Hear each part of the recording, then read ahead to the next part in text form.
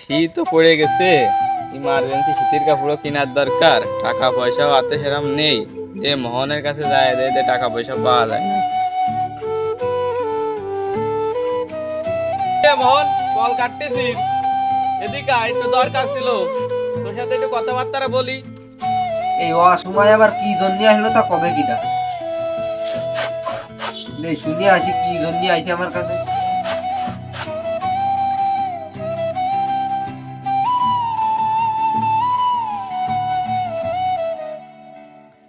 কি জন্য আইছিস? কাজ কাম ফেলাইতে চলে আসলাম, ভয় কি বলবি বল।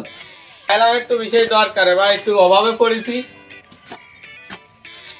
মোহন, যে শীত পড়তিছে তুই তো বলতেছিস যে কি পরিমাণে শীত পড়তিছে, এক গেঞ্জি গায়ে দিয়ে কাজে মাঝে প্রতিদিন যাওয়া যায় নাই, মানছেও কি কয়, তা একটা শীতের কাপড় কিনবো, তা ইমার্জেন্সি তুই আমার 500 টাকা দে, আমার ইমার্জেন্সি টাকাটা লাগবে।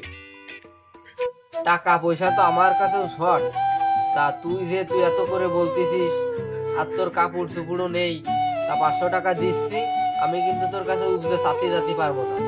তুই তোর নিজের গরজ আমার কাছে টাকাটা এসে ব্যাগ দিবি, যদি হয় তো নি। আরে তুই আমারে চিনিস নে, তুই আমারে দে, আমি আমার নিজ গরজে দিয়ে যাবানে তোরে টাকা, তো আমার একটা জ্ঞান আছে না।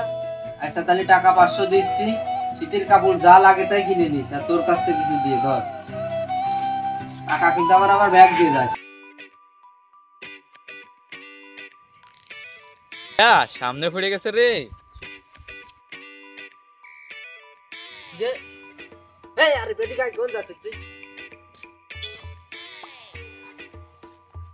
কি ব্যাপার, টাকা পয়সা দিবি না নাকি?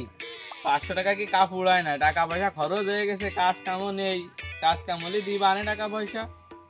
টাকা পয়সা আমি তোর কাছে চাতি আসবো কি জন্য? তোর তো তুই তো বলিলি যে আমার জ্ঞান আছে, তোর চাওয়া লাগবে না রে টাকা, আমি নিজে এসে তোরে টাকা দিয়ে যাবো। তা কই, আমি কেন চাতি আসবো তোর কাছে?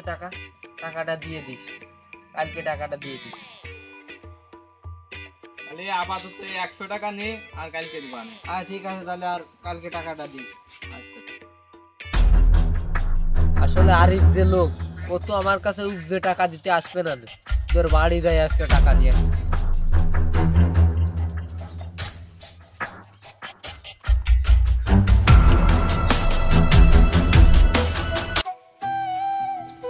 আরিফ, গরুরে খাই দিচ্ছিস ভালো কথা, টাকা দিছালি, টাকার বিষয় কি এলো?